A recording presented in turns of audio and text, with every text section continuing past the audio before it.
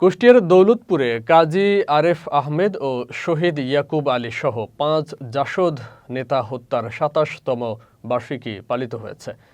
দিনটি উপলক্ষে আজ উপজেলার পিএম কলেজ চত্বরে শহীদ ইয়াকুব আলীর কবরে পুষ্পস্তবক অর্পণ, দোয়া মাহফিল ও স্মরণ সভা অনুষ্ঠিত হয়।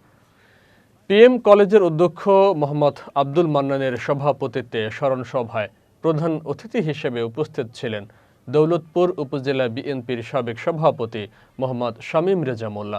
বিশেষ অতিথি হিসেবে উপস্থিত ছিলেন ফিলিপনগর ইউনিয়ন পরিষদের সাবেক চেয়ারম্যান মোহাম্মদ নুরুল রহমান এবং বিশ্ববরেণ্য বাউল শিল্পী ফকির শফি মণ্ডল। ১৯৯৯ সালের ১৬ ফেব্রুয়ারি বিকেলে কুষ্টিয়ার দৌলতপুর উপজেলার আড়িয়া ইউনিয়নের কালিদাসপুর সরকারি প্রাথমিক বিদ্যালয় মাঠে সন্ত্রাস বিরোধী এক জনসভায় মুক্তিযুদ্ধের অন্যতম সংগঠক জাসদ সভাপতি কাজী আরেফ আহমেদ, জেলা জাসদের সভাপতি লোকমান হোসেন, সাধারণ সম্পাদক অ্যাডভোকেট ইয়াকুব আলী, স্থানীয় জাসদ নেতা ইসরাইল হোসেন ও শমশের মণ্ডল সন্ত্রাসীদের গুলিতে ঘটনাস্থলেই নিহত হন। হত্যাকাণ্ডের ঘটনায় সে সময় দেশ জুড়ে ব্যাপক তোলপাড় ও আলোড়ন সৃষ্টি হয়। হত্যার ঘটনায় আদালত ১০ আসামির ফাঁসি ও ১২ আসামির যাবজ্জীবন কারাদণ্ড দেন।